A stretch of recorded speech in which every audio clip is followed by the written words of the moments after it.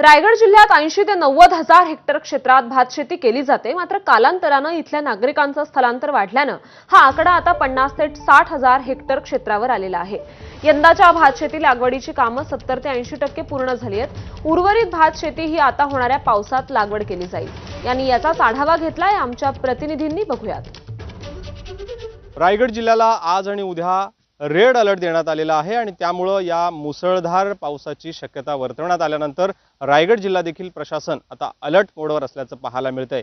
एकीकडे बघितलात तर आपण रायगड जिल्ह्यामधील मागील आठवड्यात देखील तुफान पाऊस झाला होता आणि या पावसामध्ये अनेक नद्या आहेत त्या इशारा पातळी ओलांडून धोक्याची पातळी ओलांडल्या होत्या आणि अनेक भागांमध्ये पूर परिस्थिती निर्माण झाली होती।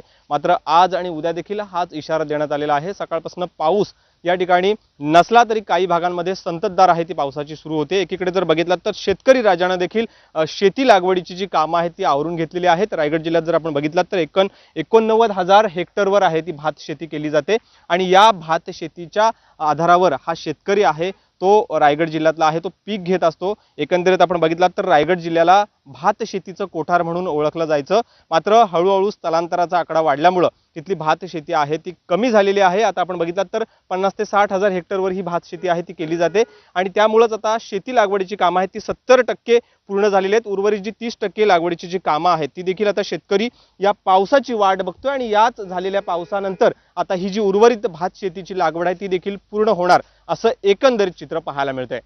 गणेश महाप्रळकर, एबीपी माझा, रायगड। आणि या बातमीसोबत बुलेटिनमध्ये एक छोटासा ब्रेक घेतोय, बघत रहा एबीपी माझा। Weather report presented by Phenolics Pipes and Fittings.